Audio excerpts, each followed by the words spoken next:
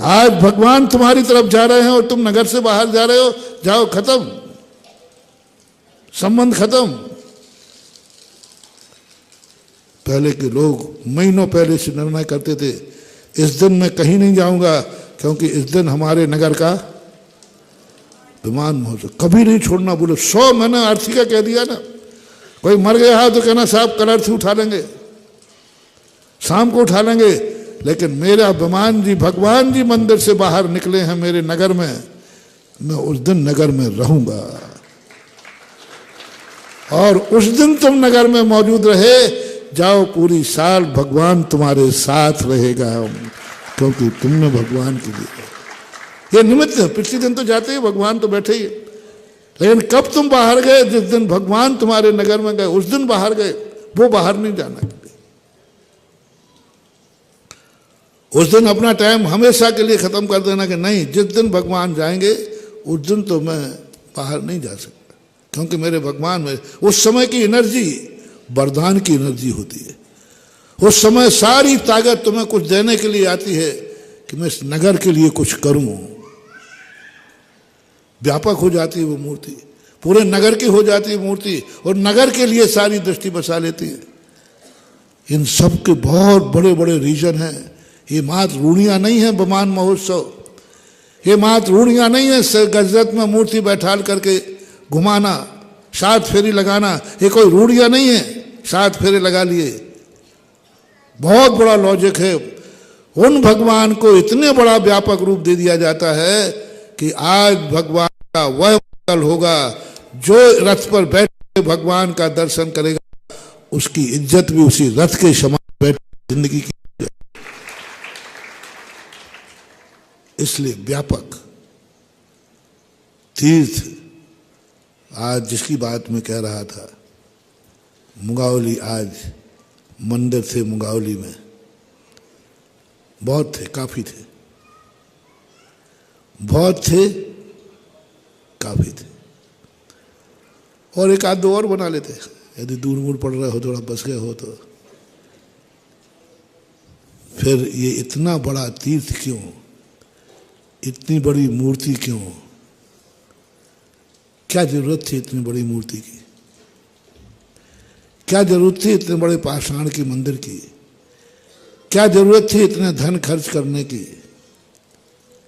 बस यही है, आज वो चीज वहां बैठी है, आज वो नाम पाया है तुमने कि अब मुंगावली मंदिर के नाम से नहीं, भक्तों के नाम से नहीं, तीर्थ के नाम से जानी जाएगी। कल जो मैंने कहा था तुम्हारी पहचान क्या है, जिस पहचान को लेकर के लोग तुम्हारे यहां आ जाएं। तुमने कई बातें कही, कोई ने कहा कि आपका चतुर्मास पहले हुआ था, यही हमारी पहचान है। हाँ, ऐसा हमने पढ़ भी लिया है। क्या लिखा वहां? सबसे पहले दिगंबर मुनि का चतुर्मास हुआ, आपने लिखा है, मुझे पता नहीं। सबसे पहले मुंगावली में दिगंबर मुनि में किसका चतुर्मास हुआ था? आपने लिखा है। उसके पहले 2 छोले गुण सागर जी शायद कोई थे, गुण सागर सन्मत साहब, वो लिखा है वहां पर, मुझे भी पता नहीं था। सबसे पहला चतुर्मास हुआ है तुम्हारे यहाँ दिगंबर मुनि का, तो किसका हुआ? और जिनका तुम्हारे यहाँ चतुर्मास हुआ उनका भी पहला चतुर्मास कहाँ हुआ? तो हमारी तुम्हारी पहचान हुई ना, हमारे से तुम्हारी पहचान, तुम्हारे से हमारी पहचान। क्योंकि मेरा पहला चतुर्मास मुंगावली हुआ तो मेरा पहचान मुंगावली से है, और तुम्हारे यहाँ पहला चतुर्मास मुनि का सुधा सागर हुआ, तुम्हारी पहचान सुधा सागर से।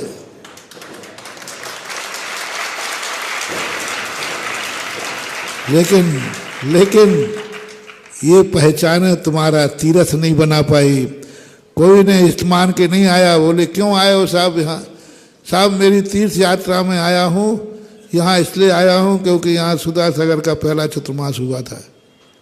यात्री आए मान कर, यात्री आए, या मेरे लिए कोई दुनिया में बेनिफिट हुआ, महाराज जी हम आपको विशेष रूप से मानते हैं। मैंने क्यों भैया, क्यों मानते हो? क्योंकि आपका पहला चतुर्मास मुहावली हुआ था।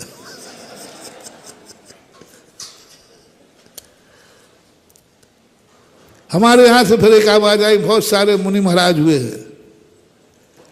मुनि महाराज हो जाने से अवभाग्य तो है, लेकिन फिर भी कोई यात्री इसलिए नहीं आ रहा है। मैं मुंगावली इसलिए आया हूं कि यहाँ पे बहुत सारे महाराज हुए, क्योंकि वो पहचान तुम्हारे यहां से निकली है, तुम्हारे यहां बैठी नहीं है। महाराज तुम्हारे यहां हैं या यहां से निकले हैं?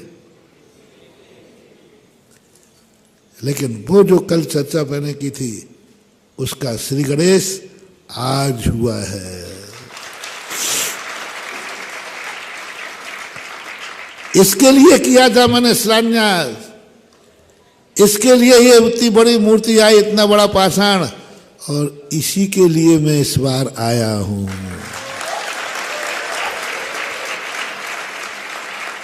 मैं भी कोई पागल नहीं हूं जो गर्मी में बेफालतू लपटे खाता हूं। मुंगावली से कोई इतना राग नहीं है, और ना मुंगावली में कोई ऐसी बसियत रखी है, सोने की गिन्नियां नहीं रखी जो चलाया हूं बार बार। बस एक ही बात थी कि जिस स्थान पर प्रथम चतुर्मास हुआ, यह स्थान सारे जगत के लिए बन जाए।